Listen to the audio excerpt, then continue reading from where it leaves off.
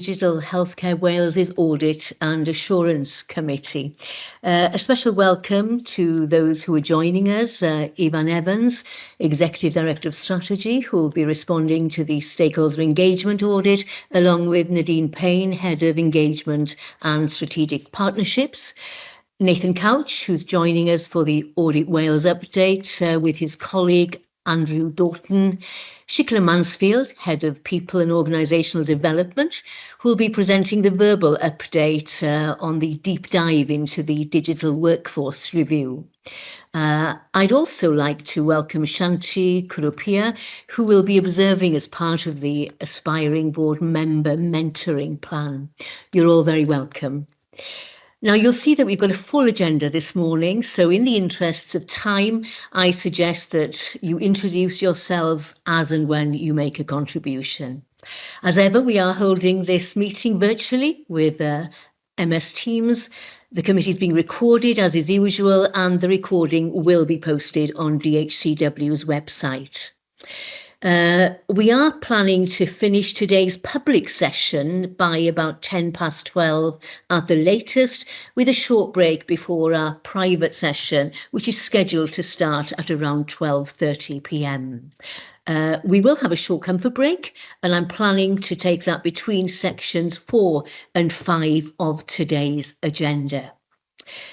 So let's turn to apologies for absence. I have apologies from Mike Wheatley and David Tomlin, Audit Wales, and Claire Osmondson-Little from DHCW.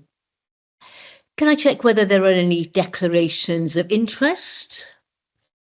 I can't see anything, so if not, then let's move on to the part 2 of today's committee. We are using the consent agenda so that we can focus on business critical activity. I am assuming that you've all read the papers. I just want to check whether there are any issues that you would want to see being moved from the consent agenda to the main agenda for discussion. Please show hands if so. Ruth. Diolch, Cadeirydd. Nothing that I wanted to move. I just had a question about our forward work plan and how we're capturing on this committee any oversight of the escalation status. I think it's quite clear to me the route through the programmes delivery committee to board and what we do at board, but it just I don't know whether it felt right that there was nothing on our forward work plan in the next couple of meetings that would cover off our role in kind of monitoring the actions that go forward. Don't know whether Marion's still there, Chris, but I think it's probably a question for you. Sorry, yeah. I'm not sure what happened there, but Chris, yeah, could you come in, please? Yeah, happy to. So the last board meeting, I think we agreed the Programmes Delivery Committee would have oversight for the milestone delivery plan. I'm happy to bring updates through this committee and feature that on the forward work plan. I guess we just got to make sure we're not duplicating the work of the two committees. So what we could do is look at the escalation approach and process more so than the milestones specifically, because I think the Programmes Delivery Committee are very focused on the milestone delivery, but happy to bring the wider kind of approach we've taken to escalation and the response through this committee. Certainly happy to bring that to the next meeting if that would help. I think that was the bit that I thought we should probably just complete that circle, because it would be unusual for us as the audit committee not to have any role in that monitoring of what's going on at that process level. Thank you, Ruth. I think that's a fair point and a constructive suggestion by Chris, and timely actually. If we brought it to our October meeting, we would have had several months then, and it would feel about the right time actually to be reviewing our processes. So can we take that as an action, Chris, and add it to the work plan? Thank you very, very much. So unless there is anything else, I propose, therefore, that the committee is happy to approve and note all the items as outlined within the consent agenda. And we are therefore specifically approving the minutes, that's item 2.1, from committee meetings held on the 8th of April, both public and private abridged meetings. We are noting the NHS Wales Shared Services Partnership Committee Assurance Report, that's item 2.2. We are noting the contents of the forward work plan, item 2.3, with a caveat of that late addition, including items scheduled to come to future committee meetings. We are noting the standards of behaviour report, item 2.4, noting the correct compliance rate at the time of writing this report of 99% for staff banded 8A and 39% for the rest of the organisation, which again is extremely pleasing to see. We are noting the estate's decarbonisation and compliance report, item 2.5 for assurance, and noting the quality and regulatory compliance update report for Q4, and that's item 2.6. We are approving the annual quality report, item 2.7, and noting that this is the second annual quality report for DHCW, and it is good to see all the progress and the work being undertaken in this area, presented very effectively, I think, in this report, as you will all have read. We are noting the Welsh Health Circular biannual report for assurance, and noting the Welsh Language report, along with the Welsh Language annual report for approval. That's agenda item 2.9, which outlines the work undertaken to embed and integrate the Welsh language into DHCW's culture and practices. And I'd like to thank the team for preparing that paperwork. And we are approving the financial control procedure, the National Priorities Fund, and finally approving the consultation and document approval report, specifically the recruitment and resourcing, the violence, domestic abuse and sexual abuse, and well-being, including mental health and stress management policies. And thank you for your cooperation in that regard. So I will now move us on to the main agenda and to section 3 and to the action log. That's agenda item 3.1. And as you'll see from that log, there is one action captured from our committee meeting held on the 8th of April, which I'm pleased to note is complete. So unless there are any comments on that, we are being asked to note the status of the action log, which I'm sure we are happy to note. Let's move on then to part 4 of today's committee business and to audit and counter fraud. We opened this section with the internal audit progress report. And it's my pleasure now to hand over to Stephen Cheney, Head of Internal Audit for NHS Wales Shared Services Partnership, to go through the Internal Audit Progress Report, which we are being asked to note. Stephen, croeso. Thank you, Chair. Good morning, everyone. The progress report this time around slightly different from normal. It recognises the finalisation of the remaining reports from 24-25, but also provides an overview or a summary of work that's about to become in progress from 25-26. And one thing we're very keen to do this year is commence and complete work as quickly as possible throughout the course of the year to avoid a backlog of work. And very much with that in mind, where possible, we have sought to complete the planning for a number of audits to allow us or to enable us to do that. And as we complete the planning, some of the audits may be pushed back by a month or two, others will be brought forward in their place just to accommodate any timing or other commitments with our clients. But in essence, the plan is to deliver as much more of a profiled plan throughout the course of the year, as opposed to finishing everything off within Q4. So we're very keen to avoid that, and I am pleased to say we've had very good engagement over the recent weeks to achieve that outcome. And in fact, we've certainly on the recruitment side, we're moving full steam ahead with recruitment process and the staff culture wellbeing work, which is a planning phase still, but we're looking to move forward with that. And I think it's quite an important one, the recruitment process in particular, because of the status of the last audit.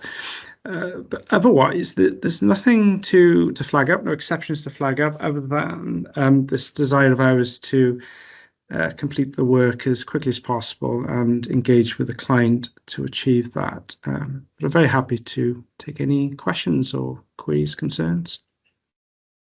Thank you for updating us and the clarity that the plan that you're intending to avoid any sort of backloading of delivery of the audits this year. So thank you very much for that, Stephen. I can't see any hands up for any further comments or observations.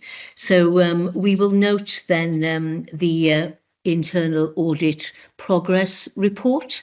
And I'll take us on then to the substantive audits for this committee. That's agenda item 4.2.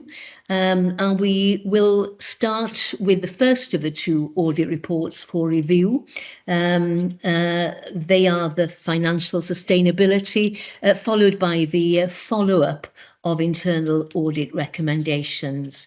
So before I turn to the first of that report and hand over to Stephen, perhaps I take this opportunity to congratulate the teams in both cases for the substantial assurance rating received for both reviews today, which is a very pleasing position to be in, especially considering how crucial these areas are for DHCW going forward. So, Stephen, I'll hand over then to you to introduce the audits. Thank you. Thank you. So the first one, financial sustainability. It is substantial assurance, very positive outcome.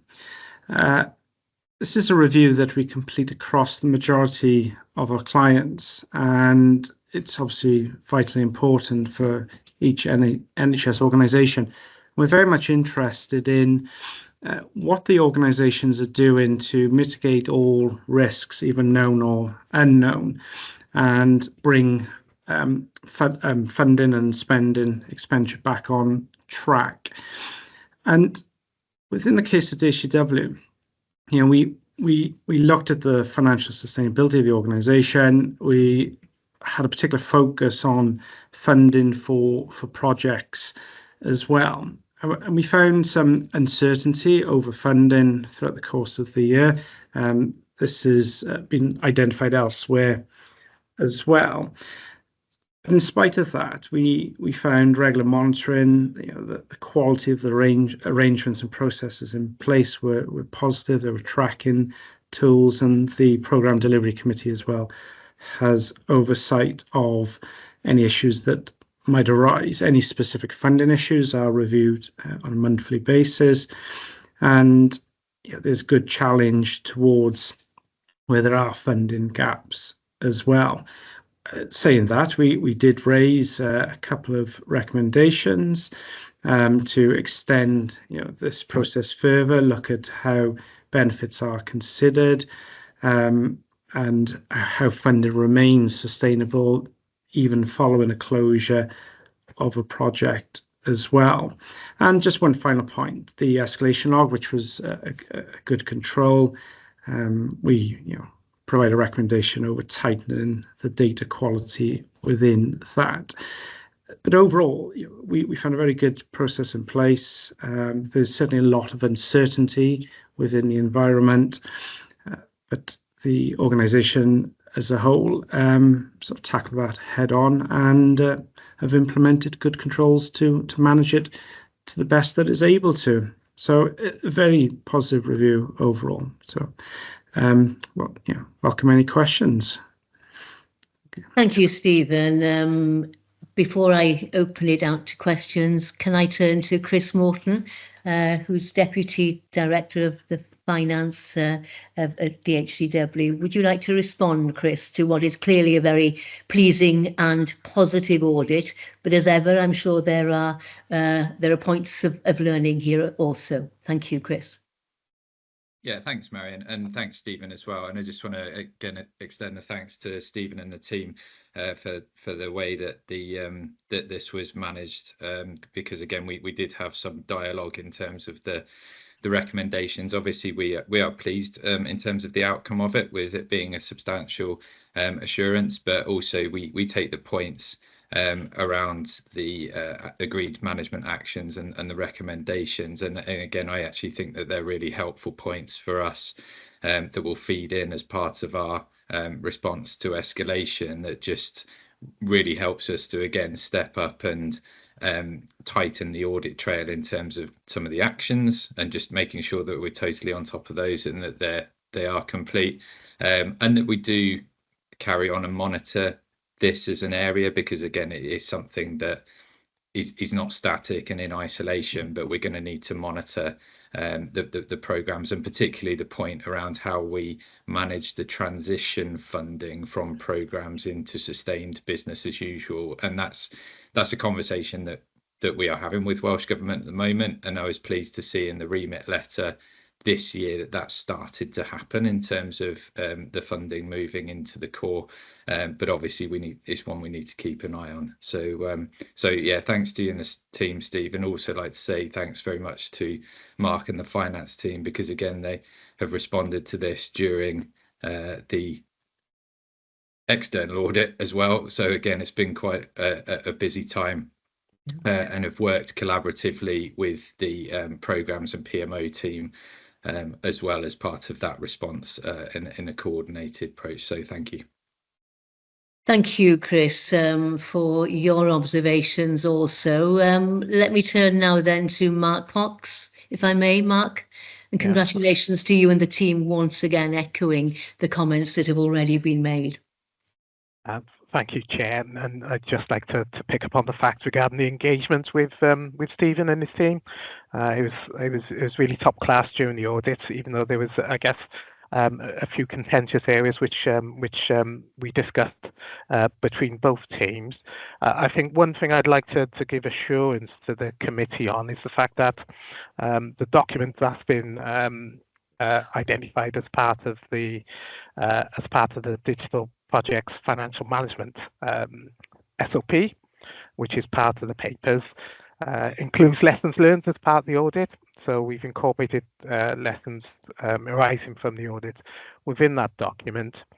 And in particular, the recommendations arising from the audit, we've got a very short turnaround in terms of delivering and completing those recommendations. So we've already completed one, which had a deadline of the end of June. We've got an additional one at the end of this month we'll be looking to complete within the next couple of weeks. Thank you, Mark, and that's pleasing to note the progress on the delivery of those actions and recommendations. Thank you. And then finally, to our board secretary, Chris Darling.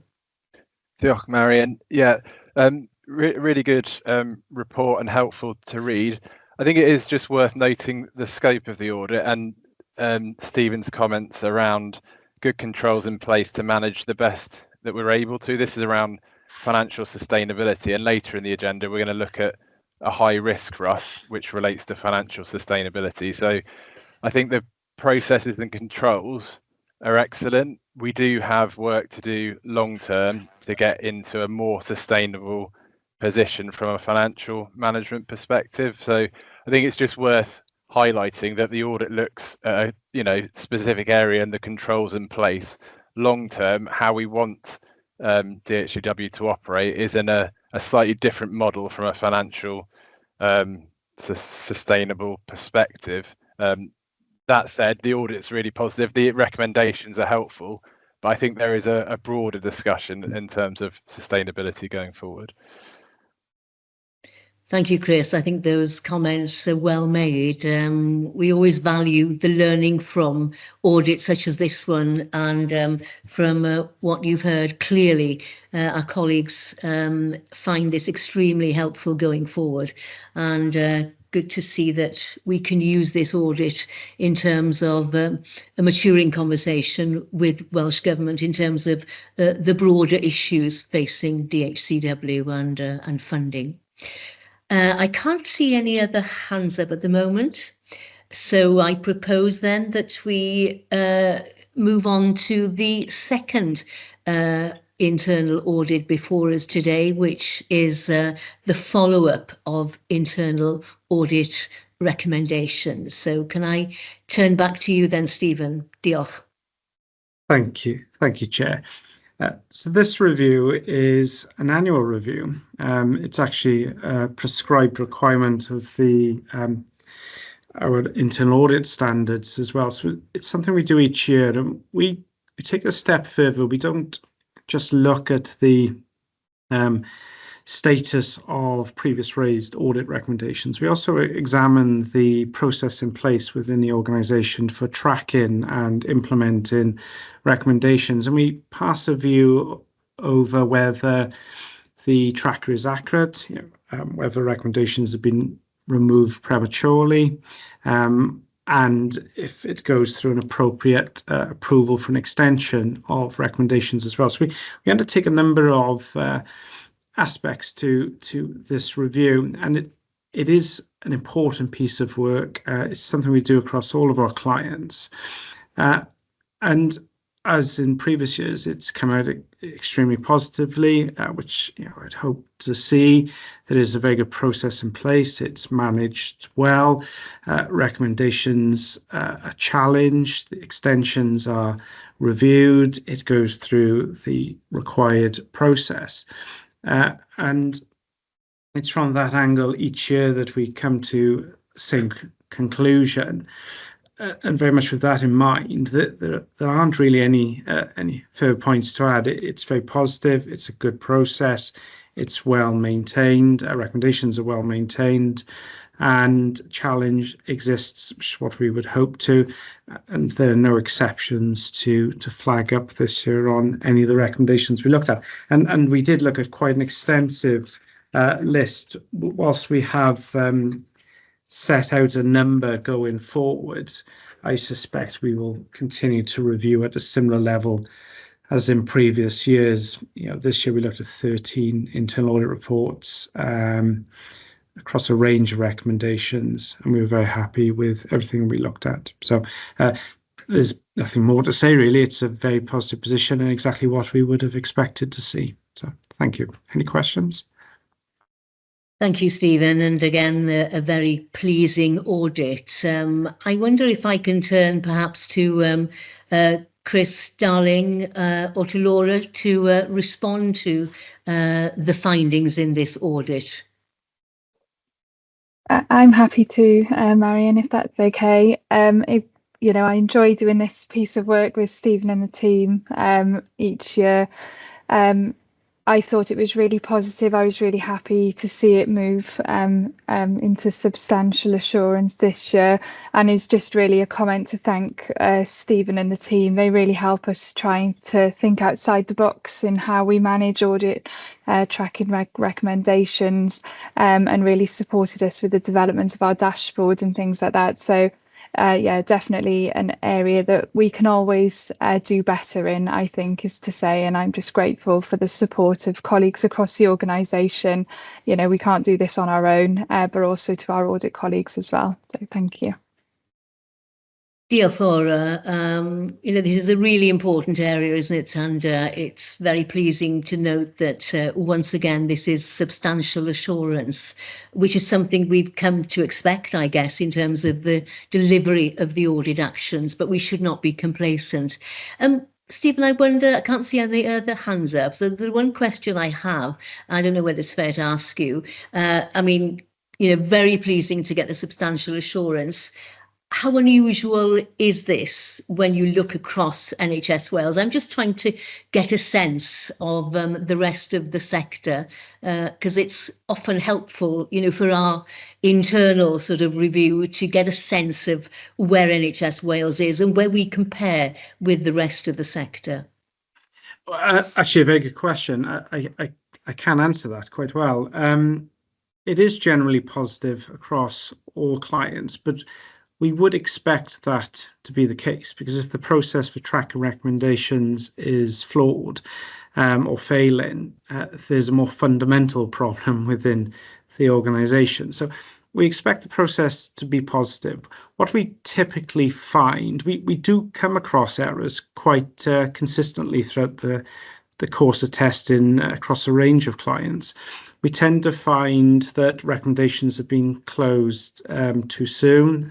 So, for example, there might be even embedding of a new policy as one of the recommendations. Now, the policy may have been revised or updated, the recommendation closed or removed from the tracker, but the actual embedding and adherence to that policy is not quite there. So we find examples like that. We also find that recommendations are extended multiple times in other organisations, sometimes with very good reason, because there's a more systemic matter that needs addressing first. But other times there isn't enough rigour or challenge around that particular extension. So it's not necessarily as black and white. The process generally is good. It's more the individual recommendations themselves that we come up with exceptions. I would say, I think it's safe to say that all organisations would receive at least a reasonable assurance. That's quite a common one, and generally because we find those gaps within recommendations or the management of them. The process itself tends to be positive. A lot of organisations do receive substantial as well, of course, but going forward, we won't actually be providing an assurance rating because of the change in the global internal audit standards. We've adapted the process slightly, so you'll still receive the same report and level of testing, but because we're not examining the outstanding recommendations in detail, it's quite difficult to provide certainty that that recommendation has been fully addressed. So for all intents and purposes, it'll remain exactly the same as we provide at the moment, just with that assurance rating. But overall, I would say DHW is certainly at the better end of a good group of processes across NHS Wales anyway, but it is in a positive position overall nonetheless. So hopefully that helps. Thank you, Stephen. That's very helpful indeed. And also take this opportunity to thank you and the teams involved for the collaborative approach which you've all entered into this process and review. So thank you for that. Let's move on then to agenda 4.3 and the internal audit plan, having received those two audit reports for assurance. This is the internal audit plan for 25-26. You'll recall that this was presented at our April meeting for review, and following discussion and some amendments, it's been brought back to the committee for approval today. So, Stephen, can I ask you just to introduce the final internal audit plan for 25-26? Of course. Thank you, Chair. There isn't a huge amount to say. There were some amendments made to this plan to reflect timings and a couple of small updates, but the substance of the plan as a whole has remained exactly the same. As this was the next committee after April of the extraordinary committee, it has been represented for formal approval, so we can progress. As I said, we've already commenced planning for a number of these audits, recognising that the plan hasn't changed much at all from the previous iteration. But I'm certainly happy to take any questions on the updated plan or any queries. Thank you. Thank you, Stephen. Can I check whether there are any questions or observations on this final audit plan? Ruth, Glazard, Vice Chair of DHCW. Diolch, Cadeirydd. The plan itself, I think, covers the main things that we should be looking at. It feels about right. On the sustainable funding, and specifically us looking at the impact of DPIF or lack of DPIF on DHCW, I think we know what we know about us, but one of the biggest issues that we've got and one of the biggest impacts on us is that we don't know what the DPIF allocation was and how it's really being used out there in the wider sector, in the health boards. So I just wonder how we capture that, because actually in terms of our activities going forward, and whether there's going to be a cost visited on us or additional cost visited on us that we would then have to capture within our sustainable funding, understanding what that picture is out there is almost as important, if not more important, than knowing what we know about ourselves. So I just wonder how that point, I know it's difficult not to crack, but on this particular DPIF point, I think it is a bit of an issue for us. Thank you, Ruth. I may be able to answer that actually, because we had a very similar situation on another client this year with something quite similar, whereby the client in question had realistically done everything that they were able to do, but the inherent risk within that environment was so high that there were some real concerns or significant concerns. So in that instance, we split out the risks that could be controlled by the client and provided an assurance rating there. But we provided a separate assurance rating for the overall risk attached to it. So there was no misunderstanding over the significance or the level of risk. So in this instance, if we find that, as we would expect, DHCW are managing the risks with regards to the funding, but there are last minute changes that are impacting decision making, profiling, planning, etc. But it's not DHCW's fault. We would recognise that either through, as I said, a split assurance rating or some narrative around that to explain that it is reasonable assurance for, as an example. However, there is this high degree of underlying risk that DHCW are unable to control. So we would flag it up one way or another, but we would be fair and split that out. So if that scenario happened, which is quite possible regarding DPIF, we would recognise it that way. The alternative approach is we focus just on matters within DHCW and DHCW's control and provide assurance rating there and limit the scope extensively to recognise that as well. So there are a number of approaches we can take to do that. If we come across it during the audit, we're more likely to separate it out with a separate summary and possibly a split assurance rating. If we think it's going to be a significant problem during the planning phase, we would limit the scope accordingly as well. So we can tackle it a number of ways. I hope that helps.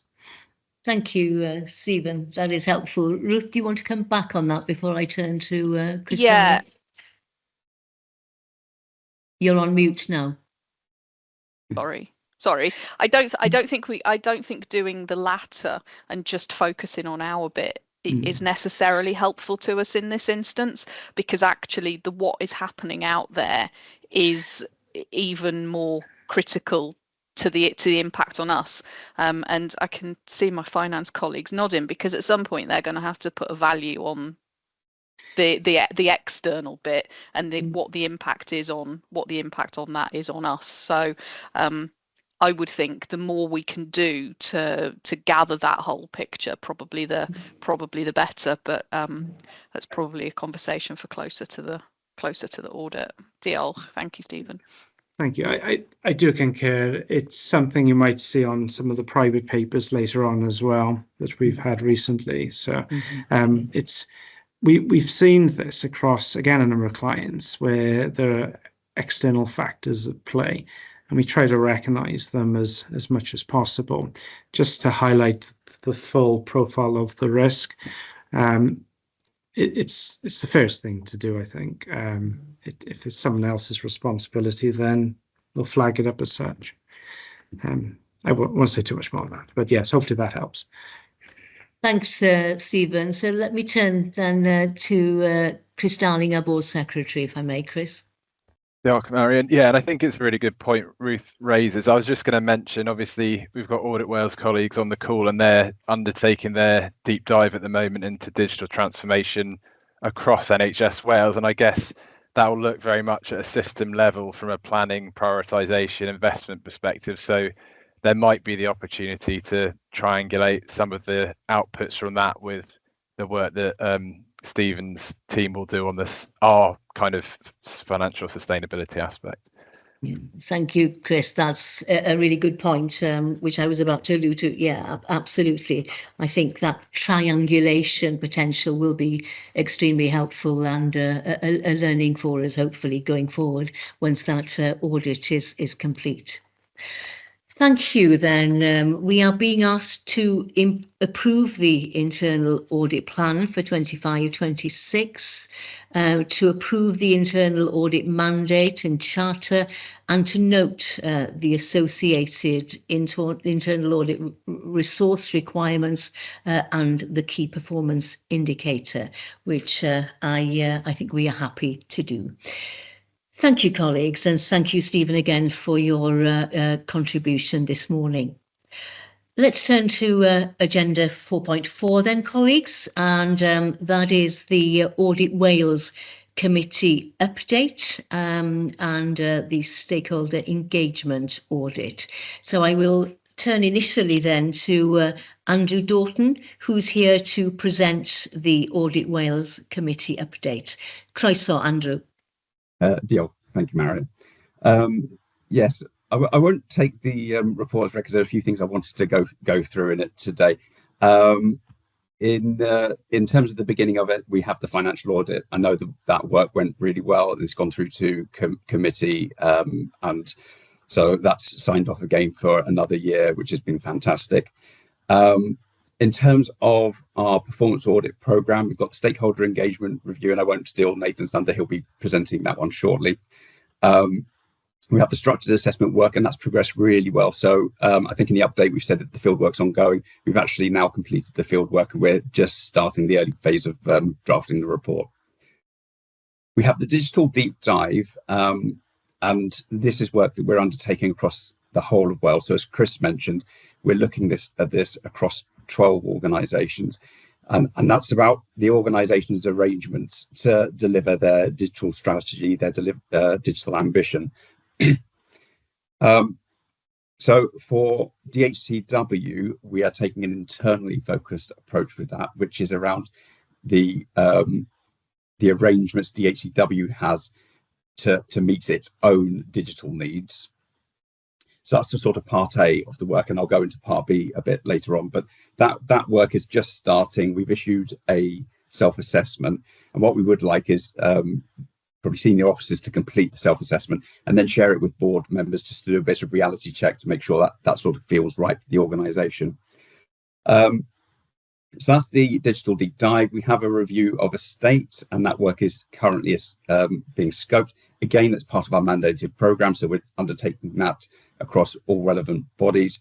I think for DHCW, there might need to be a little bit of local scoping just to adapt that slightly because of the challenges that we see perhaps in big acute health boards with a lot of very old legacy estates going to be quite different to your strategic needs for your use of estate. So we will need to adapt it. And I'm thinking particularly around shifting to things like cloud technology, probably requiring less local infrastructure and a shift in the estate's requirements. So we'll need to do a bit of thinking just to tailor that work. So I mentioned part A of the digital review, and part B of it will be more around DHCW's wider remit and responsibility to support the wider NHS in Wales with their digital ambitions. And this is where I think with Ruth, this sort of links together. And I don't think it's sort of, I guess, the just solely sort of the implications of what NHS bodies are doing and how that might impact DHEW, but it works both ways as well. So I think we'll look at that as part of a scoping exercise. We're starting some early thinking around scoping, and we will be engaging with DHEW as part of that in the coming months. So that's it in terms of our main programme. In the back of the paper, there is a section on national publications. So I just wanted to highlight on the back of our work last year on cost savings arrangements, we have just published a checklist for board members. So that's in there, and the link is in the update to that. And we also published our second report in response to wellbeing of future generations. That's something we have to do every 5 years on a national basis. So we've published that, links in there. That was in April. On the back of that, we're holding 2 good practice events. One is on the 15th of July in South Wales and one in the 17th of July in North Wales. So if you can attend, what I might do is put a link into the chat so you can sign up if you'd like to. That's the update, but happy to take any questions. Thank you. Thank you. If you could share that link, Andrew, I'm sure that will be very helpful indeed. And thank you for outlining the activity that is to come, and the checklist of other relevant publications, I think, as ever, is very, very helpful indeed, Andrew, especially the cost savings arrangements checklist, which is well worth a read, and I'd advocate colleagues to look at that if you have time. Thank you very much. So I can't see any hands up, so unless there are any questions, thank you again, Andrew. I will now turn to Nathan Couch, who is here from Audit Wales to present the stakeholder engagement audit. And I believe that we're expecting Ivan Evans and Nadine Payne to join us to respond to any questions or observations around this review. So over to you then, Nathan, please. Thank you. Thanks very much, Chair. Thank you very much. Good morning, everyone. Okay, so the purpose of this review was to assess whether DHCW has effective and strategic approach to stakeholder engagement that aligns with its overall strategic objectives. Unlike the ATOS review, which focused on gathering stakeholder views, our work involved evaluating the effectiveness of DHCW's strategic and operational methods for engaging stakeholders. So examining how the organisation plans, delivers, responds to, and oversees stakeholder engagement activities. As per our usual process, the report has been cleared for factual accuracy, tone and balance by the lead executive and the executive team. I'll take the report as read, but so I won't go through the findings in detail, but I will just reiterate our key conclusions and the main points for each of the areas we examined. So overall, we found that DHCW has a clear stakeholder engagement strategy and engages its stakeholders reasonably well. However, it needs to use engagement as a means of aligning its priorities with its stakeholders, ensure sufficient engagement resources, and improve learning and reporting on stakeholder feedback. So underpinning that conclusion then, we found that DHCW has a clear stakeholder engagement strategy supported by a detailed action plan. However, there are delivery risks because there aren't sufficient resources to support the engagement and strategic partnerships team. So we found that the available resources within the team to deliver strategy and recommendations arising from the ATOS review were insufficient, and we also found within that area that there is a need to ensure effective clinical engagement on digital programs. In terms of the other areas, then DHCW engages and communicates reasonably well with stakeholders, but needs to better understand NHS Wales digital priorities. And within that, we found that the impact of staff turnover can affect DHCW's ability to build ongoing day-to-day stakeholder relationships within key roles.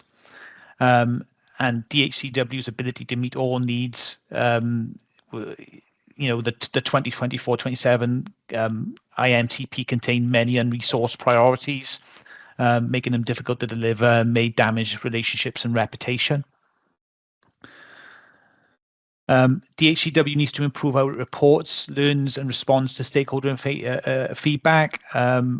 Often digital program updates to the program delivery committee do not include detailed stakeholder feedback. We found that some updates simply listed support teams as opposed to identifying the stakeholders that the organisation engaged with and the actions taken to address issues identified. And finally, then, DHCW is good at monitoring its stakeholder engagement strategy and action plan delivery. However, it needs to ensure that it maintains a focus on delivering the actions arising from the ADOS review, particularly those that are not entirely responsible. It is not entirely responsible for delivering. So we found that stakeholder engagement strategy updates to board could be enhanced by setting out completed actions, any changes to the plan, and any new objectives or activities. And DHCW needs to ensure that it maintains effective monitoring and reporting over its progress, implementing the recommendations arising from the ADOS review. So overall, a generally positive review. That said, there is some opportunity to further enhance arrangements, and we made 6 recommendations, all of which were accepted by management with appropriate actions, implementation dates, and responsible officers. And finally, I'd just like to pass on our thanks to Ivan, Nadine, and the wider DHCW colleagues for supporting the review. I'm happy to take any questions. Thank you. Diolch yn fawr, Nathan. Can I open it out for questions or observations? This is an important and crucial area for DHCW, and pleasing to see a positive outcome for this audit. Perhaps before I open it out, I can turn to Nadine, who is joining us to respond to what has been presented here this morning. Nadine, croeso. Croeso, bore da. Apologies, I was late. I was having some problems with my laptop and on my phone, so please bear with me with the sound quality.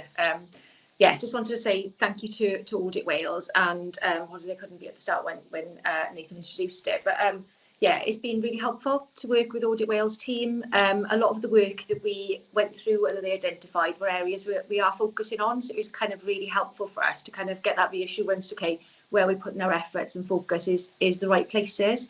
We're really pleased that we got a really good review of the strong strategy we have and the action plan through that, and I think there were some helpful thoughts around maybe bringing a bit more detail into the board papers as well. We obviously do manage our plan through the IMTP and through the annual business planning management milestones, but again, we take on board all the stuff that was really helpful from the team.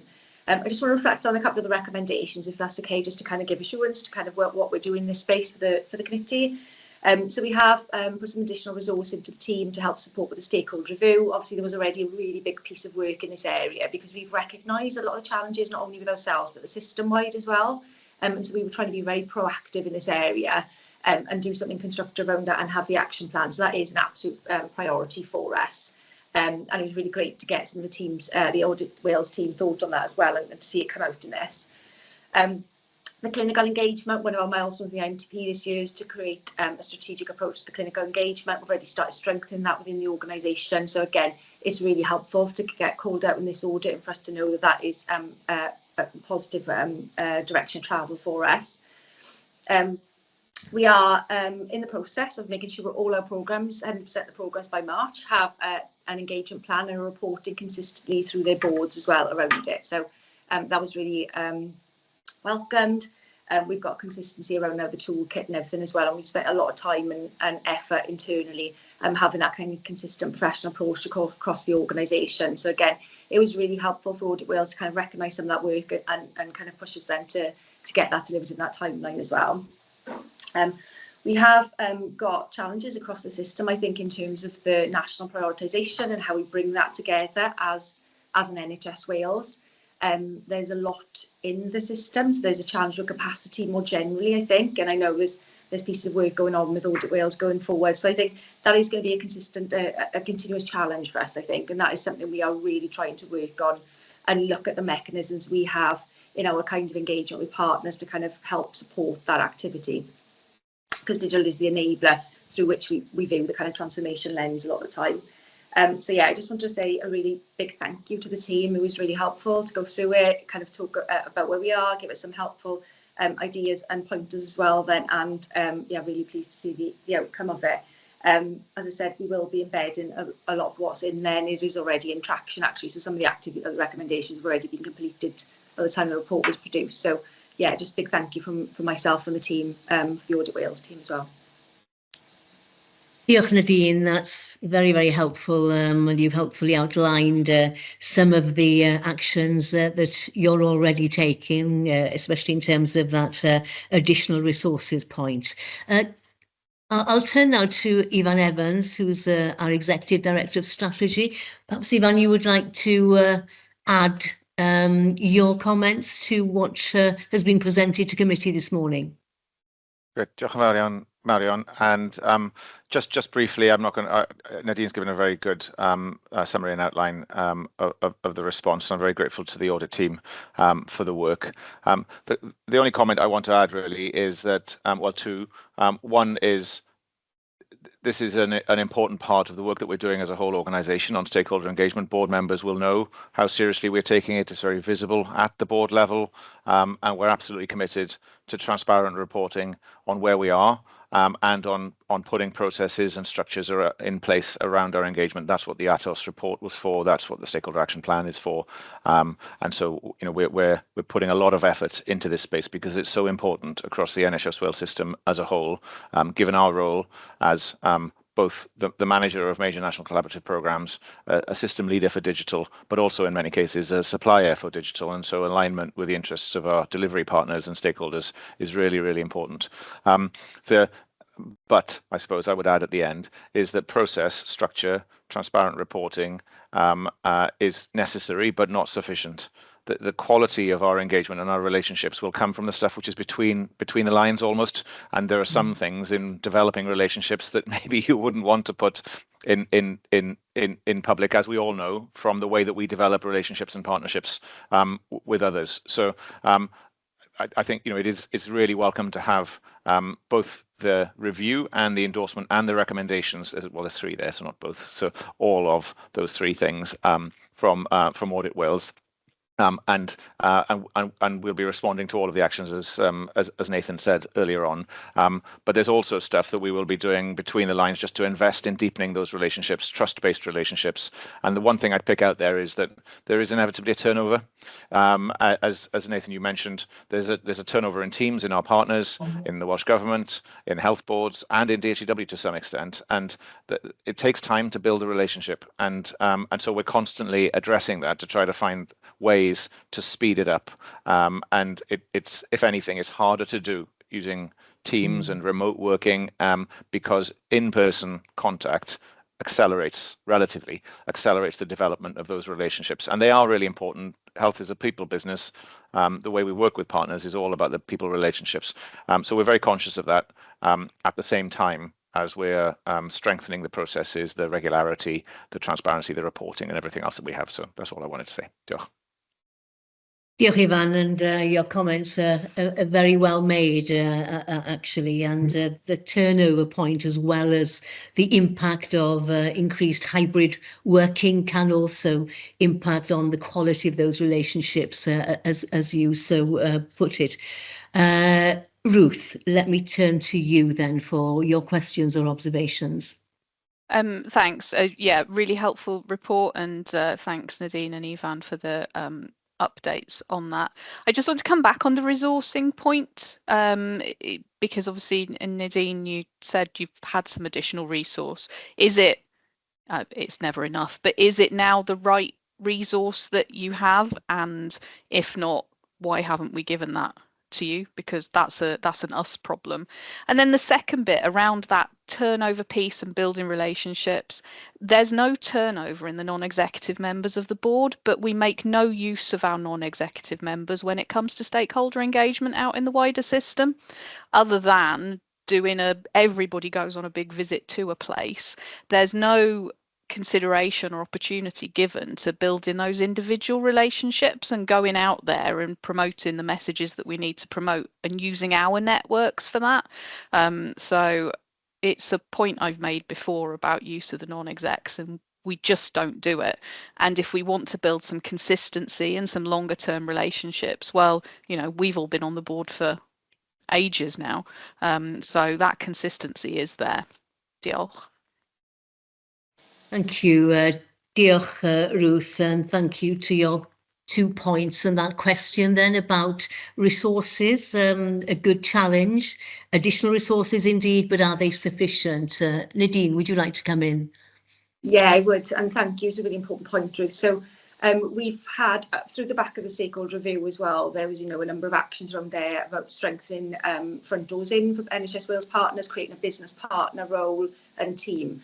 What we didn't want to do, and I was really quite deliberate and spoke to Ivan and others as well, we didn't want to jump knee-jerk reaction and put something in place until we were really clear about what we do. We're going through a massive transformation programme as an organisation, building our futures, moving to a product approach, putting in heads of product and service managers, and you know, doing a big governance review in the operation space as well. That's going to give us much more clarity around the routes in, which is what the stakeholders really want. So we're getting to that stage now. We've got an internal kind of drafting of that. We're starting to socialise that with stakeholders and work that through. So there is some additional need, and I did actually have a conversation with Michelle yesterday around what we need. But I feel like now is the time that we can actually look at that properly rather than standing up a whole team. I feel like now that we're starting to understand what the organisation shape and size will look like and how we'll function, we're having a conversation now with Michelle and with Ivan then about what that will need to be. And I think it's about not set, you know, yes, we do need a little bit more resource in the engagement team. I'm not going to lie about that, but it's about having engagement happen in the right places as well. And I really take on board your point with, yes, we do need to make better use of you and colleagues as well. So that's something we'll build in. Yeah, thank you. Thank you, Nadine, and good to hear you taking on board that observation and suggestion from Ruth. Thank you. Let me turn now to Marilyn. Your hand is up. Okay, thank you, Marion. Thank you, Chair. Just to follow on from what Ruth has said, really, about making more use of us as non-execs as well. But also, I've mentioned before about we have got partnerships with SLICE and other organisations, but for us not to lose sight of people who are not currently engaged in any formalised organisations who might want to give us feedback, because in the area of digital inclusion, that's something that we can capitalise on in the future. And I know that Nadine has looked at this area, and it is something we're looking at DHCW. But in the future, I think that's something that we can do that we haven't previously done, that won't necessarily cost us many resources, but might just look at a different way of us engaging than we've done in the past. So I just want to make that point. So. Diolch, Marilyn. I just wonder, before we conclude this discussion, Chris, is there anything you'd want to add? I mean, it then takes on board the suggestion, but as board secretary, you are acutely aware of all the pressures on IM's time, but there's clearly an opportunity here. Is there anything you'd like to add? And maybe just to clarify some of the engagement opportunities that are already being undertaken. Yeah, I think, well, there's always more that can be done, Marion. I would say that to start with. I think we are trying to explore opportunities for IM engagement through probably more formal mechanisms, but I think there is pressures on some of our partner organisations that we need to be cognizant of in terms of when and how we progress those opportunities. I think more the informal is probably what Ruth is getting at in terms of engagement, which, you know, there will be opportunities to do. So we can certainly work with Ivan and Nadine and the team to consider how we best do that. The other point, Mary, not linked to the engagement so much, is just to note, I guess, that as part of our escalation, progress against the stakeholder review action plan is part of our de-escalation criteria. So just to emphasise how important this is, and the weight that government and the system are placing on stakeholder relationships and the improvements that we hope to see as a result of the action plan. So I'll just make that comment. Yeah, Chris, thank you. That's very helpful. And finally, I'll turn once again to Ivan, who I'm sure will want to add something to your comments around escalation, presumably. Well, no, not about escalation actually, and I hope I'm not being too provocative, but I've got a question for Nathan. We often say it takes two to tango. I don't think it is tango. You'll know what I mean, Marianne. It's more like party down to Gwerin, really, because we need to get all organisations working together. Engagement is a multi-party type thing, and that's true for other organisations just as it is for us. Because if you want regional treatment and diagnostic centres, if 25% of your patient pathways go across borders, you have to cooperate closely. So I'm just wondering whether Audit Wales are looking at stakeholder and partner engagement across other organisations as well in the way that we are. Obviously, it's very serious for us, and we're taking it very seriously. But I think everybody in the NHS Wales system needs to be giving it the same level of attention, really. Diolch, Ivan. Nathan, can you thanks, respond? Ivan. Yeah.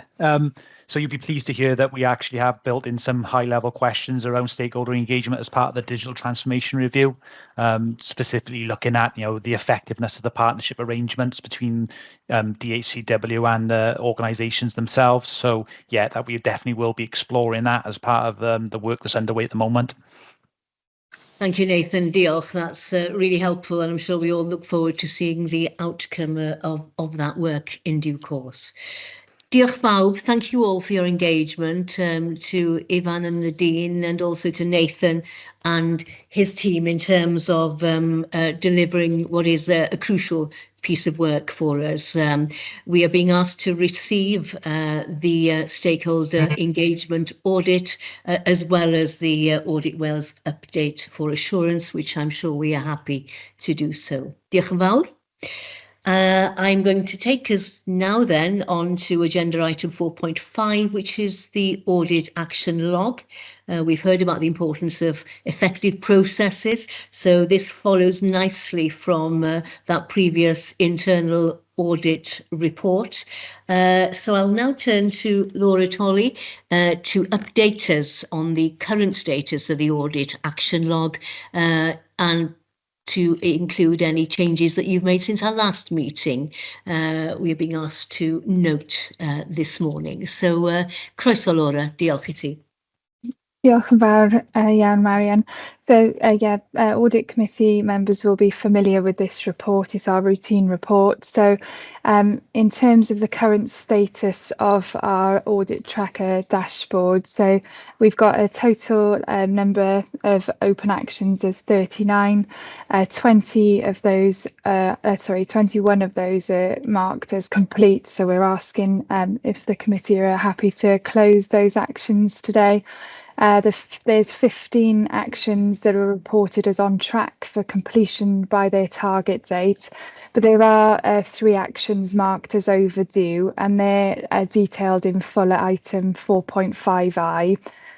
They are related to recruitment processes, and our lead for that item is actually joining us for part B of the meeting. So, Chair, if it's okay with you, I'd ask for any questions on the extensions requested for September to be discussed in the private section, and then we can, if the committee are happy in private, then we can approve the extensions to September for those ones. And that's it, really, short and sweet this time, but happy to take any questions in the meantime. Diolch. Thank you, and as Laura alluded, we will take any questions around those audit action extensions in our private session. Any questions on the status of this tracker which we are being asked to note? No? I think the report speaks for itself. Diolch yn fawr, Laura. So we are happy to note the audit action log and the tracker. I'm going to move us on then to the local counter fraud update report, which is agenda item 4.6. And it's my pleasure now to invite Henry Bales to present the local counter fraud progress update report, which also includes the counter fraud annual report, which is before us today. So, Henry, can I turn to you then, please? Thank you, Chair. If it's okay with you, I'll run through the annual report first, just because then that'll close off the last year's and move on to this year's. Right. So The annual report, I won't go through it. There's quite a bit in there, but just a bit of context around the set out and how we work there. So all counter fraud work within the NHS aims to, at the minimum, meet the government functional standard number 13 on counter fraud, which sets out 12 requirements then, which are laid out within the report. Each year we do a self-assessment on that in a RAG rating, and that is then signed off by the Director of Finance and Audit Committee Chair. And should the Counter Fraud Authority wish to come and quality assure us, they can then come in and do that and ask for the evidence for that. So that's the structure of it. I'm pleased to say that this year we've assessed ourselves as green in all of those categories, with the explanations set out within there.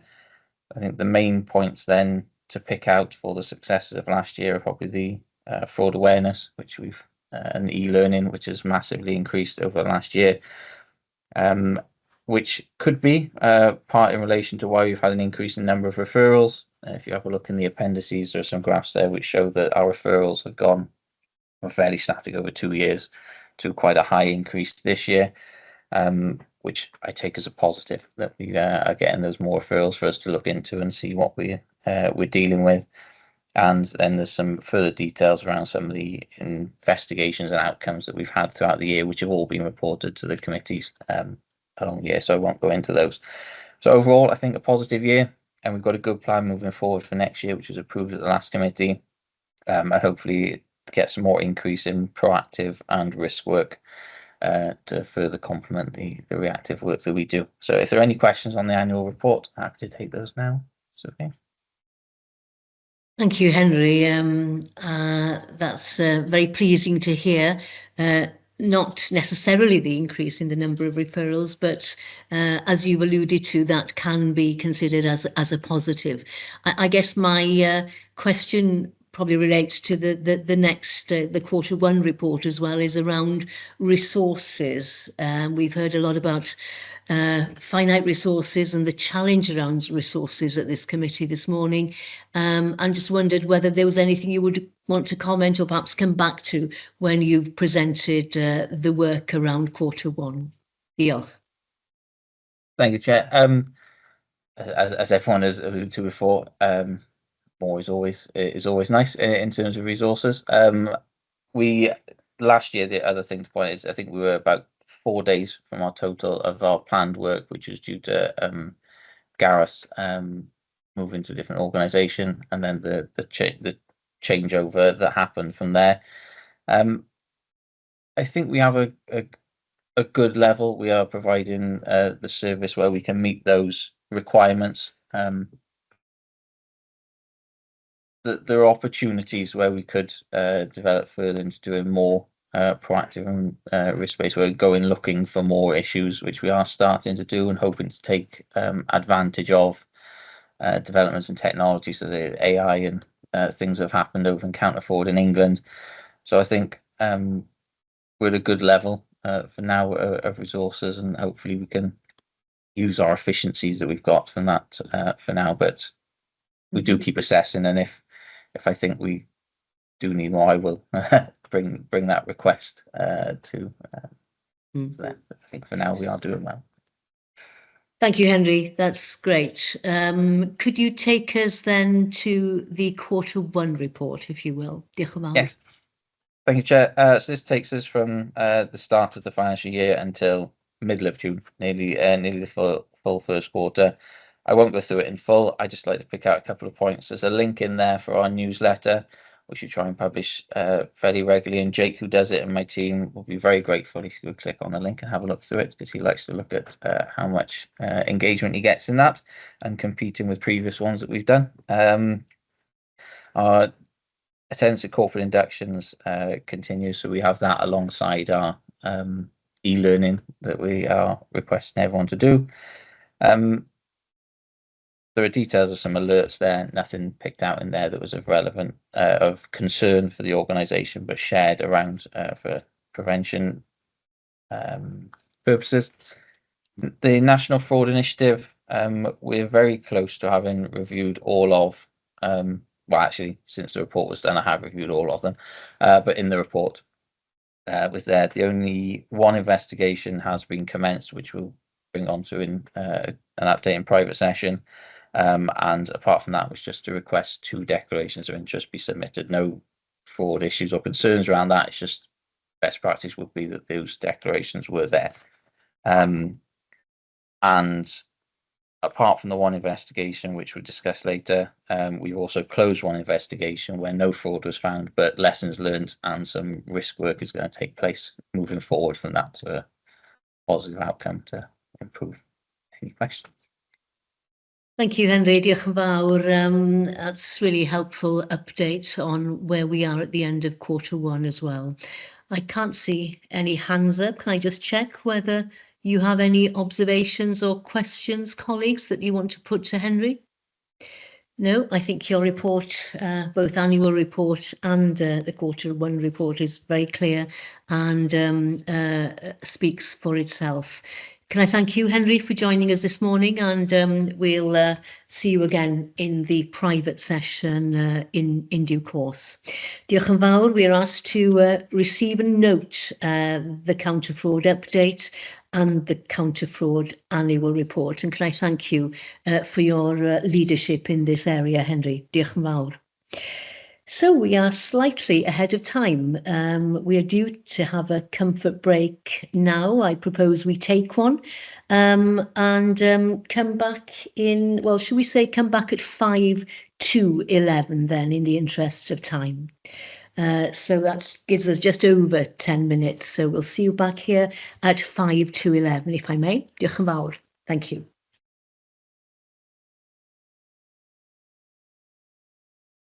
Well, croeso nôl gyfeillion. Welcome back all to the second part of today's Audit and Assurance Committee meeting.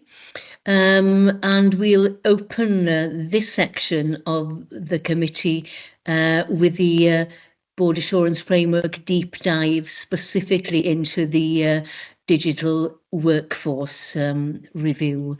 Now, this is part of our regular Board Assurance Framework deep dive reporting specifically into Mission 5. You'll recall that as a committee, we requested an update on this specific area for this meeting. So it's my pleasure now to invite Sicrwydd Mansfield, Head of People and Organisational Development, to provide us with an update. Sicrwydd, croeso. Diolch, Chairman and committee members. Thank you for the opportunity to provide an update on the focus work that we've taken so far to strengthen the digital profession within digital healthcare in Wales. Now, this work is really central to making sure that DHCW has obviously the right digital skills and the capacity to meet both the future and the current needs. And it also supports our role in enabling NHS Wales to deliver on its digital ambitions. So how are we responding to a clear set of these challenges? Well, across the digital workforce, we are continuing to face, we recognise and we continue to face skills gaps, a lack of consistency in job roles and standards, and also unclear career pathways and increasing competition for digital talents. And we recognise that if we don't address these issues, we are really at risk of falling short of our strategic priorities and being unable to respond to system-wide demands. So this work builds on really the 2022 All Wales Digital Workforce Review, which I led on, and is aligned with our new target operating model for DHCW, which provides a framework for how we lead, structure and develop our people. It also supports Mission 5 of our strategic plans, which focuses on developing our workforce to enable delivery of the digital strategy. So I'm going to just take a few minutes to just outline the key areas that we've progressed in. So first of all is the role mapping. So we're aligning our roles to the governance digital and data framework, GDAD, which helps standardise all the job descriptions, also supports the clearer career pathways and allows us to assess and really to plan for skills more effectively. The second one is the head of profession. So we've developed a framework which is now in place to establish heads of profession for each of the digital job families. And we're currently identifying individuals to lead in each of these areas as the next step. And this will really be the key to strengthening our leadership within the digital profession. And the third area is career development portals. So we're currently preparing to procure a new portal for DHCW that will support career planning, the skills analysis, and the ongoing professional development of all of our digital workforce. We're also looking at a capability framework, which will be aligned to national standards. That's being finalised at the moment.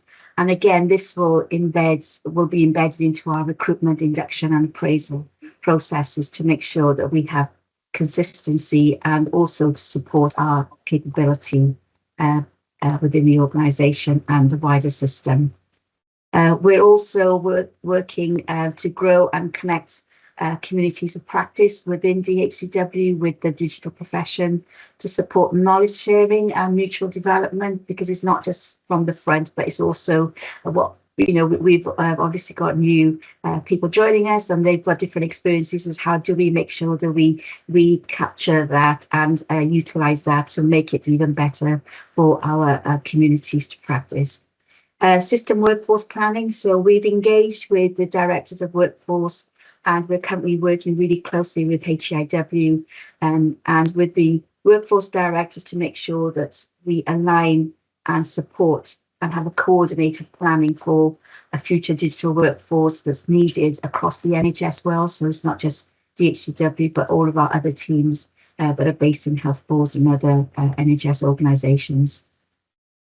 Digital skills network. So we're currently collaborating with our partners such as WIDI and the academic institutes in helping us to develop a digital network to support recruitment, retention and ongoing development. And that's again going to be across Wales, utilising different partners, not just the ones I listed, but also third sectors and some of the sponsors that Welsh Government are funding as well. So we want to again capture and make sure we're all working together for the benefit of our population.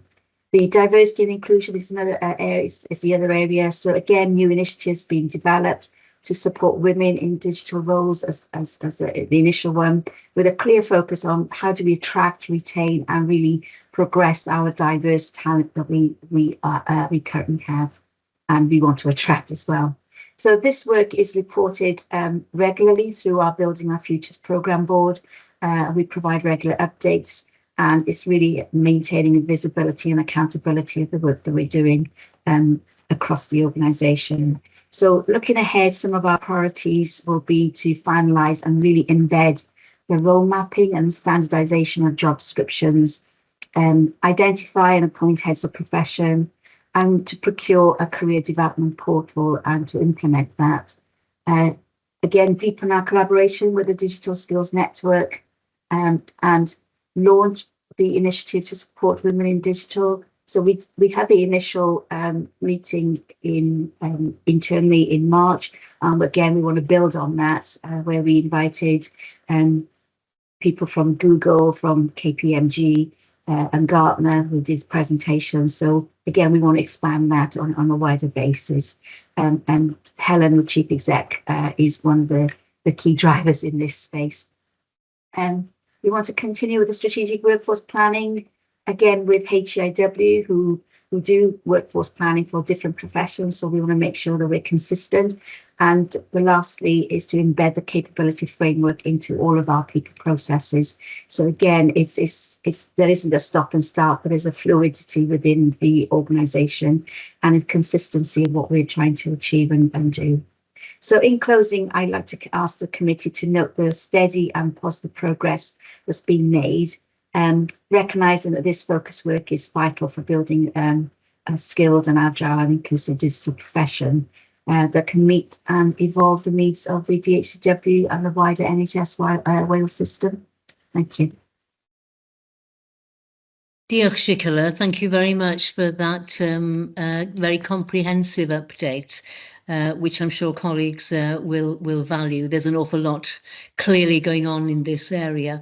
I'm going to open it out now then to questions and comments, starting with Alistair. Diolch, Alistair. Thank you, Marianne, and thank you, Shikala, for a very useful update.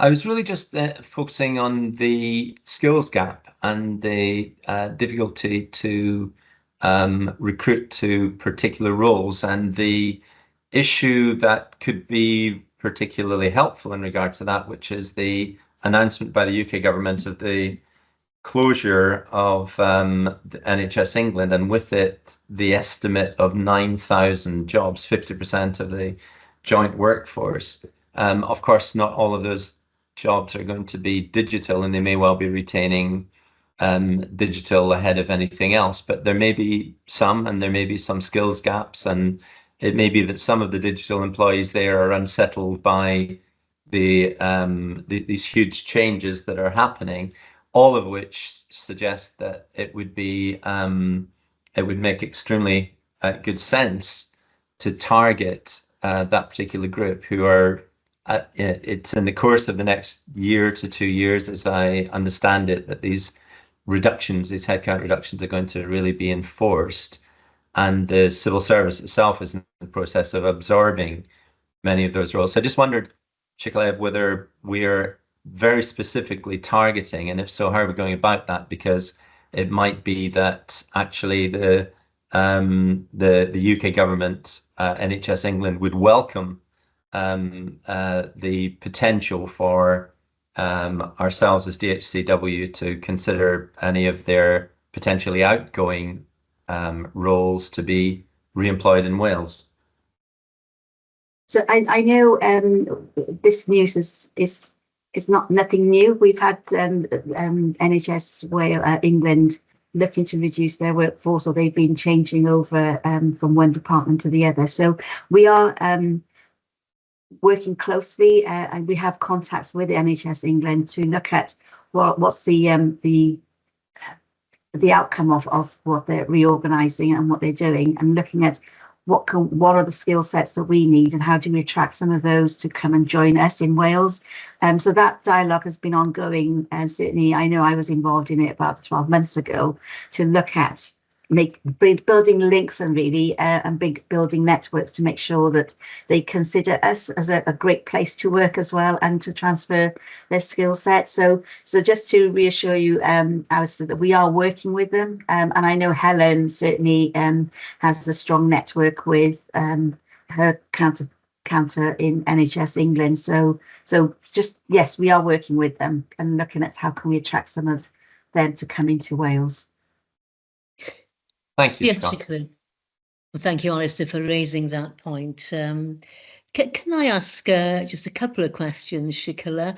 One relates to the road mapping, and you mentioned that that's going to be a prioritise going forward over the coming months in terms of finalising the road mapping for job descriptions.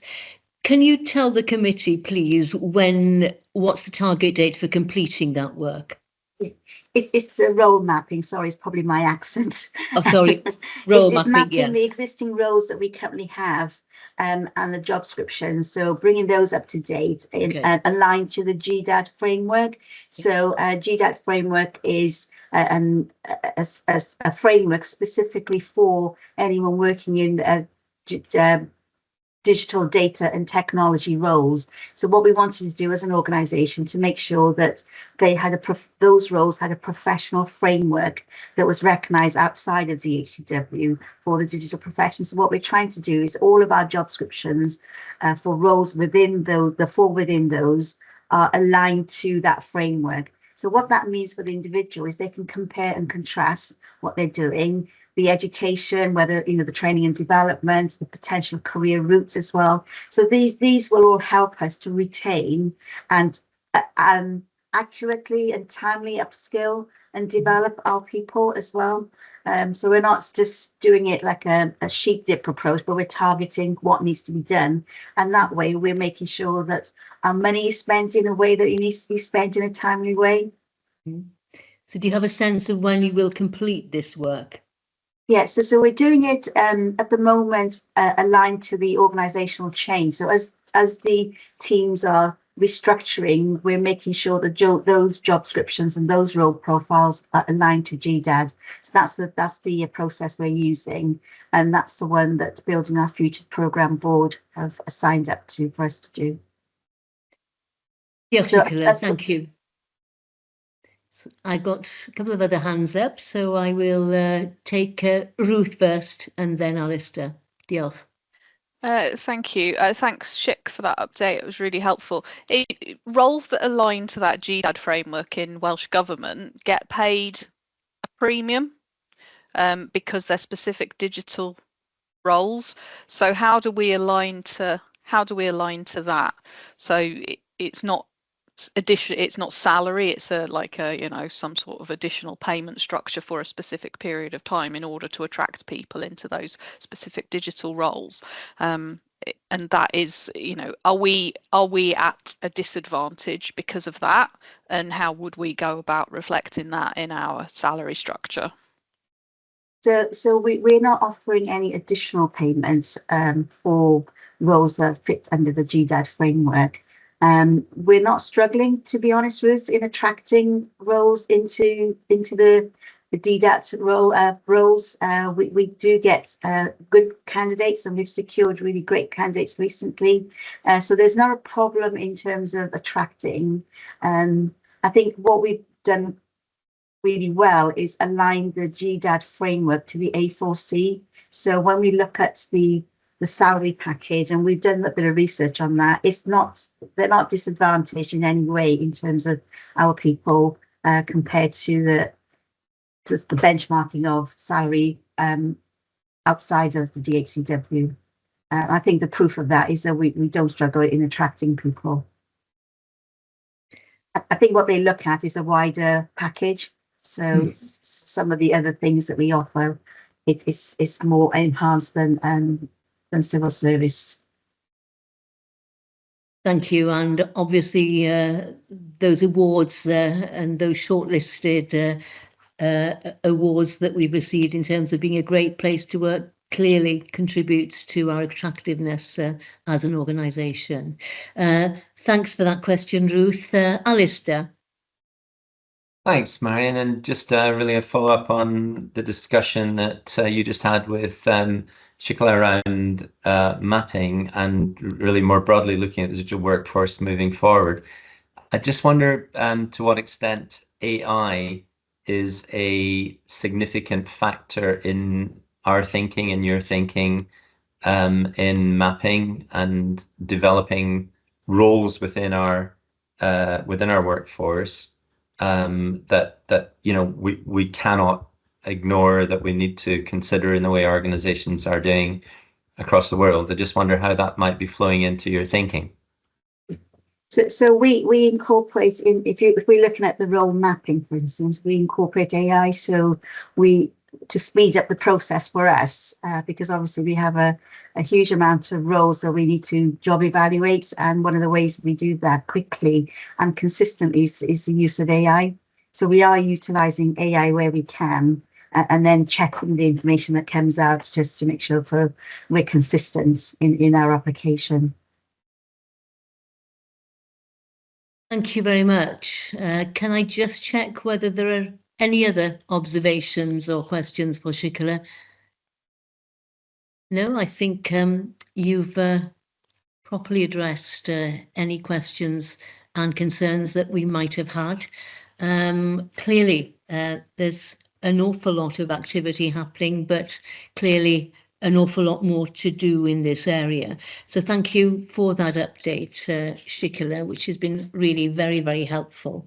So we're noting that digital workforce review deep dive, and I think it would be helpful at some point before the end of this financial year to get an update, or potentially to discuss where we've reached by that point, as it's clearly an important aspect of Mission 5 for us. So diolch yn fawr, Sicola, thank you for joining us this morning. We'll turn then on to the Corporate Risk Register, and that's agenda item 5.2. I'd like now to invite our Board Secretary, Chris Darling, to present an update on the corporate risk report, noting in particular those 5 risks that have been assigned to this committee, which we are being asked to consider. Diolch, Chris. Diolch, Marion. Yes, so there's currently 20 risks on the DHCW corporate risk register. I do want to focus in, as you mentioned, on those that are allocated to the Audit and Assurance Committee and just get full updates on each of those. So I'm going to work through each of those risks. The first one is 0207, which is the document management strategy risk. So this is a new risk, although board members will know it came on over the last couple of months and relates directly to our compliance and accreditation to ISO. So just going to ask Paul Evans to update on the current status of this one. Thank you, Chris. So we're progressing quite well with it. We set up a project plan to map the activities required to get us back to a compliance point by the end of August, and we're currently at 64% complete on our project plan. The quality business partners are working closely with the senior leadership teams across all directorates to identify documents that are captured by the document management strategy that need to be migrated onto iPassport in time for the review of the open non-compliance by our ISO 9001 auditor at the end of August. So at the moment, I'm quite comfortable the progress is where I'd expect it to be, and that we will be in a position to close that non-compliance in August. Diolch. Thank you, Paul. And so this risk, Marion, for the committee's perspective, the next meeting should have come off if we're tracking to the end of August and be mitigated at that point. Moving on to 0331, the fixed term resource funding risk. So this is one the audit committee will be aware has been on for a while. It relates, well, it has a number of facets to it, but it certainly has a big people implication in terms of those that are recruited on fixed term contracts, and therefore the implications that has on individuals as we get to the end of a financial year and get certainty or uncertainty around future funding. The strategic resourcing group has established a subgroup to look at this specifically and come up with a number of options. But I know Mark has been involved in that, so I'll see if Mark Cox wants to update on the status of this one, and Schick might want to come in as well. Yeah, happy to, Chris. So there's been a lot of activity around this area, as you can imagine. The first sort of tranche of activity has been an assessment of those positions which have been identified as part of this risk. We've also looked at a bit of horizon scanning in terms of demand and what kind of capacity we're going to need going forward into future years. There's a follow-up session this afternoon at the Task and Finish group. They'll report into the strategic resourcing group, and there's a proposal for an options appraisal to be submitted to the executive team within the next month. So that's what we'll be looking at in terms of timelines. In tandem to that, Chris, I think it must be said we've always engaged with Welsh Government. The latest engagement was as part of the joint executive team session, and obviously the fixed term funding issues and the resourcing issues was identified as a challenge for 24-25 and for 25-26. So we are I guess using a sort of pincer approach, not only seeking to engage with Welsh Government, but not sitting on our hands in terms of the organisation, but trying to design proposals to manage and mitigate that risk. Thanks, Mark. Schick, is there anything you want to add? Only just to say that we're obviously working with those individuals who are likely to finish their contract to look at the redeployment opportunity because of the skill set and the knowledge and experience they would have gained. It would be a shame to lose that. So where we can, we're looking at redeploying them into any vacancies or any opportunities that are coming out of the organisational structure. I can thank you, Shikala, and thank you, Chris. Can I just check, Ruth, is this a raised hand in the context of what you've just heard? Yeah. Would you like to come in then? Thank you. Thank you. So just hold on to your hat, Mark, for a minute, but is our risk appetite for this too tight? Are we too worried about this? Are we too worried about this risk? Because unless we're talking about the significant number of staff within our organisation, surely this is something that we could absorb. If we need people, just renew their contracts. I guess I have a more relaxed attitude towards this, because if we need to do the work, and we can probably absorb this across the organisation, and even if it tips us a little bit over, what's the odds? Close your ears, Mark. Are we? Oh yeah, are we too worried about this, or is the amount of money we're talking about so significant that it shifts the dial for us, and then that means that our resource balance is wrong anyway if that many staff are on fixed term contracts, doesn't it? So I think we would have a bigger problem in that second scenario. But if it's the first scenario, I just think that maybe we could question our risk appetite for this risk a bit more closely. Thank you, Ruth. That's a fair challenge. Do you want to come back now, Mark? Yes, if I may, Ruth, and I think it's more sort of slanted to your second observation in terms of managing the whole quantum of the risk. It is a significant amount in terms of what we would have to manage as an organisation. I understand what you mean around our risk appetite. I think if it was a lower quantum, we probably could look at that, but it might be something for us to take away, Ruth, to be honest with you. But what I would say is the overall risk quantum, as we've identified it, is significant to the organisation. Thanks for that clarification, Mark. I'll turn to Chris Morton, who perhaps wants to elaborate on this point. Chris? Yeah, thanks, Ruth, for the question, and Mark for the response. Yeah, I agree. I think it's about the magnitude of the risk, effectively, and the numbers we're talking about. I think it links to the sustainable funding model, because again, the point of principle here is that we should have funding sources that are aligned to our establishment. So where we have non-recurrent resource allocated in the program space, that's where we've ended up with the fixed term positions. The challenge that we've got in this space actually is resourcing for program delivery. So the logic behind the fixed term makes sense, because again, you're recruiting in alignment with the funding source. However, an alternative option might be agency, but then we're also getting pressure to reduce our agency spend, because again, there's a national push, and again, this is where we are in a slightly nuanced position as a digital service provider, where the agency argument across Wales is again not more in the kind of clinical space, to be honest. So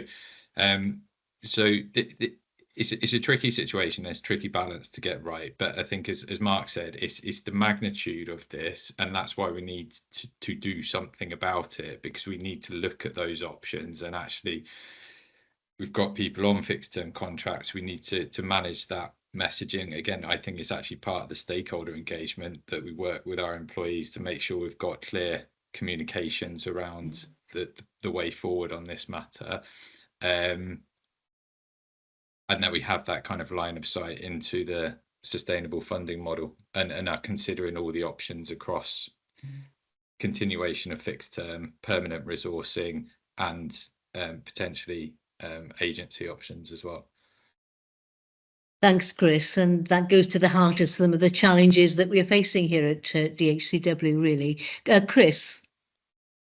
Thanks, Marion. Yeah, it builds on what Mark and Chris have just said. I think the question's the right question in terms of our risk appetite and approach to this. I was just going to note that we also have staff on permanent contracts that will be funded through non-current funding. So the risk is slightly nuanced in that there are those that are on fixed term contracts who clearly have a concern around their personal contracts and whether they're extended. There is also the risk that we've got funding that isn't sustainable in terms of it being long term, that are funding staff in permanent positions. I think Mark and the subgroup have done a lot of work to verify and understand the information and quantify the numbers. So I think an informed decision that takes into account those two elements is what's needed. Thank you. We'll no doubt come back to this at a future date as well, but thank you for your responses to what is a very good challenge. Thank you, Ruth. Chris, should we continue with the risk report? Yeah, the next risk does link to this one actually quite considerably, 0337, which we've termed as Sustainable Digital Services and Development Funding Model. And I guess for us reflects, which is why I made the comment earlier on the internal audit report around sustainable funding, because we do still have work to do. As Mark said earlier, I think we've made progress in terms of where we've got to in terms of financial allocation for this year, more in our core, but there's still work to do to be in a position where we're clear and comfortable that we've got recurrent funding for all our services and products. So Mark, do you want to update on the work on this? Yes, so we've initiated an exercise really as part of this year's financial plan, effectively to bring our SLA recharges up to date and make sure they're consistent with the current service models and ensure they're future-proofed really for the next few years. We know the transition to cloud is going to happen, and obviously that will change the nature of our cost base going forward from capital to revenue. So we've engaged with a number of organisations in terms of the scoping of the exercise, and we're just initiating the sort of intelligence and data capture element to inform an options appraisal that we hope to discuss with our stakeholders and counterparts during Q2.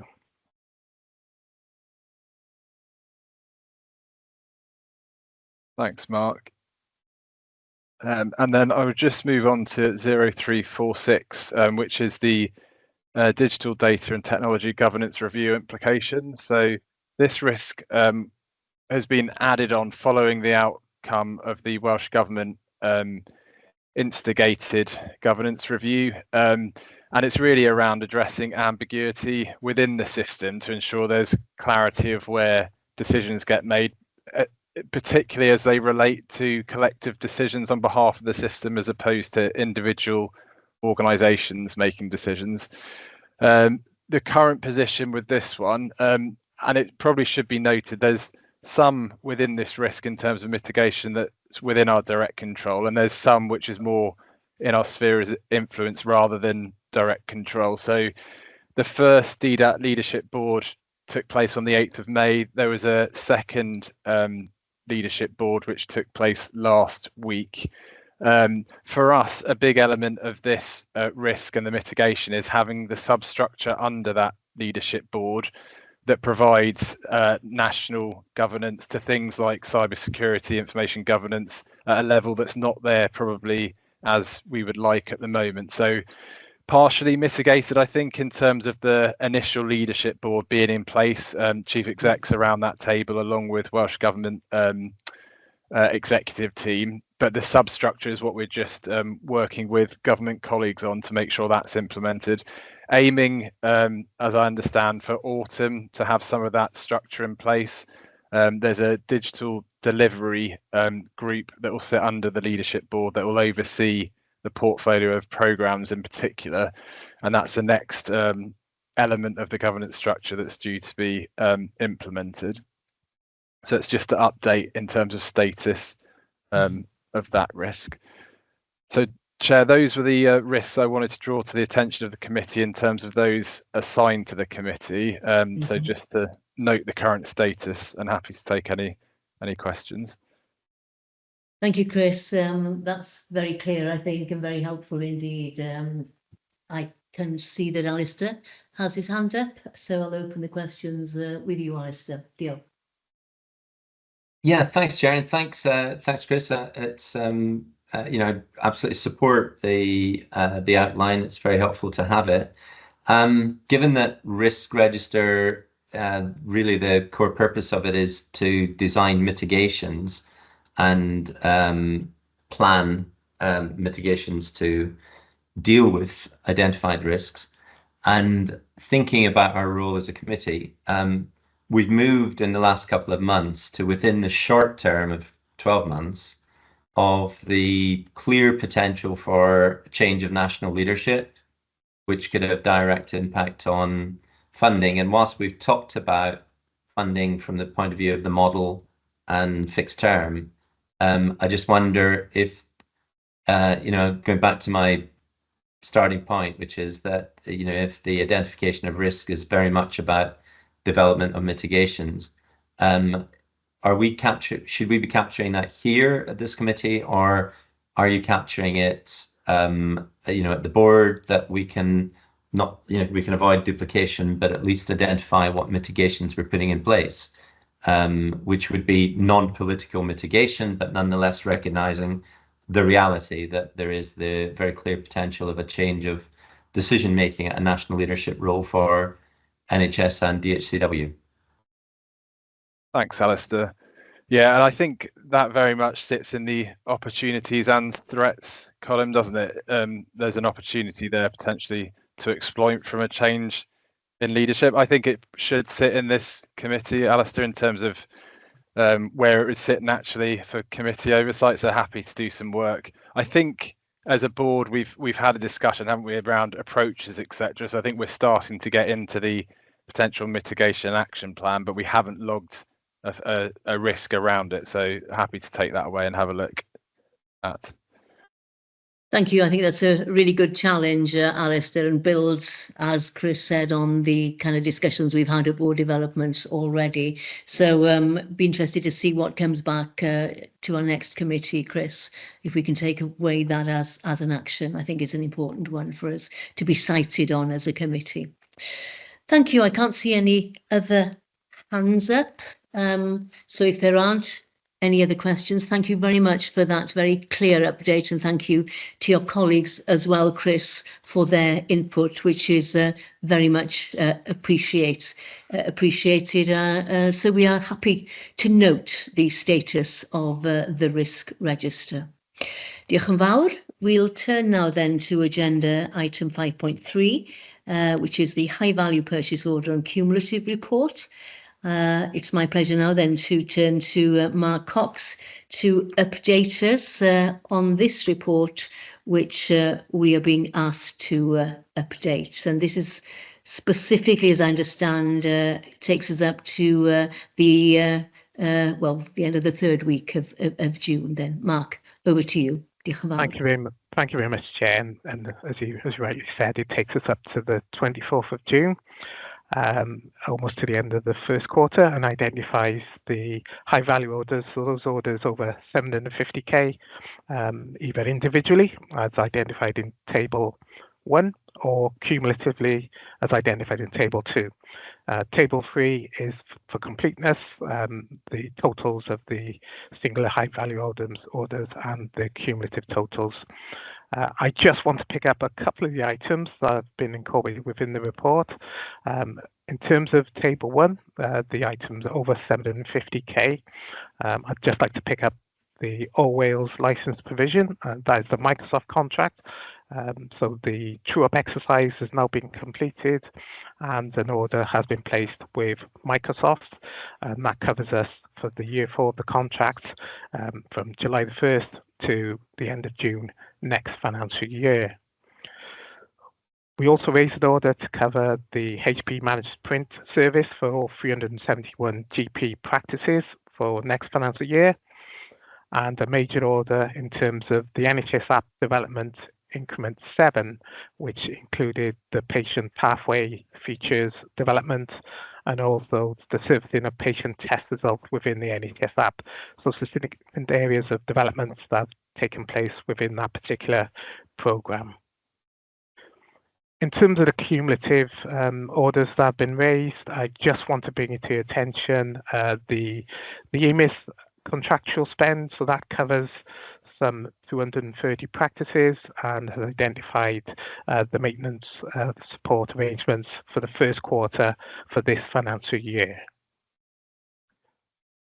So that's all I'd like to bring to your attention, Marion, and the committee, and I'm happy to take questions.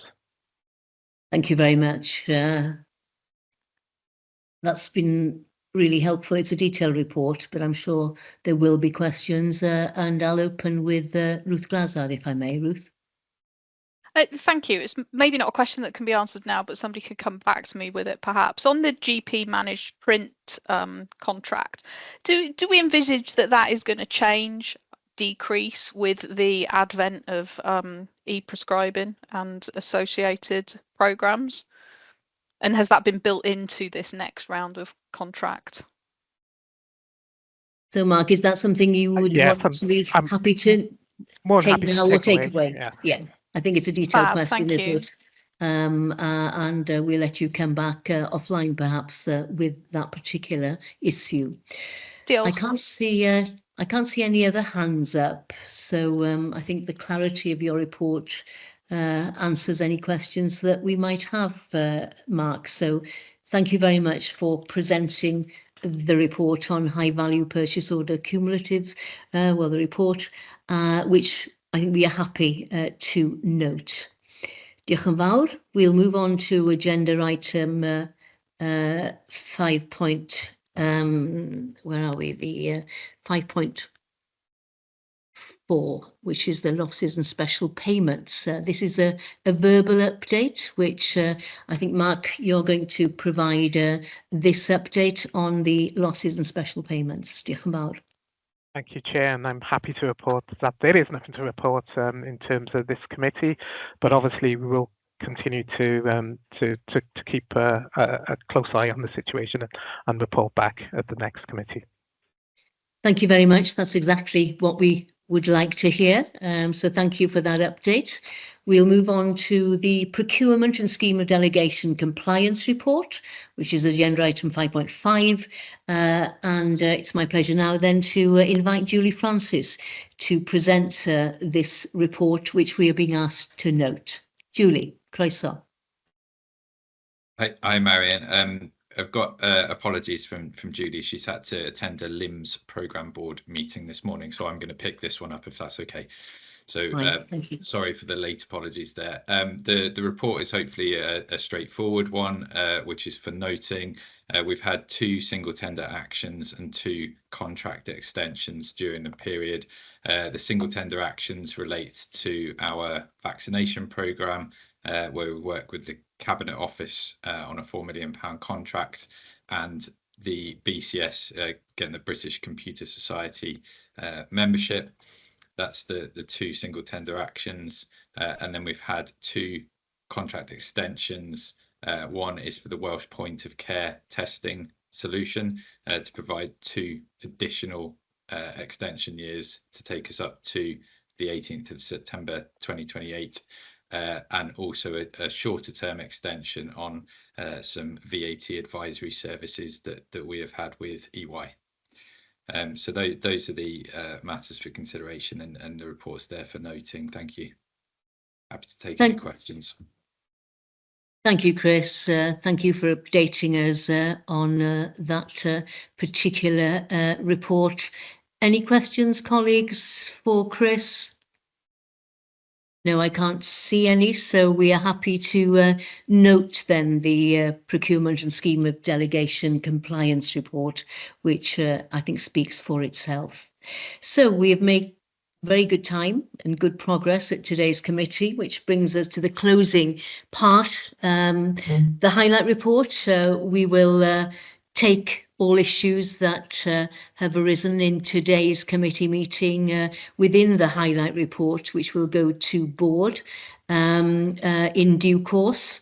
I don't have any other urgent business for noting today. Can I thank you formally for your contributions, colleagues, and your engagement in today's committee meeting, which is, as ever, very much valued. So we will now take a comfort break, and I suggest we reconvene for the private session at midday, if that's all right for colleagues. The date of our next meeting is the 7th of October, and look forward to reconvening on that date. Diolch yn fawr, and that brings to a close this particular Audit and Assurance Committee, and we will rejoin in private session at 12 o'clock. Diolch yn fawr, a da bo.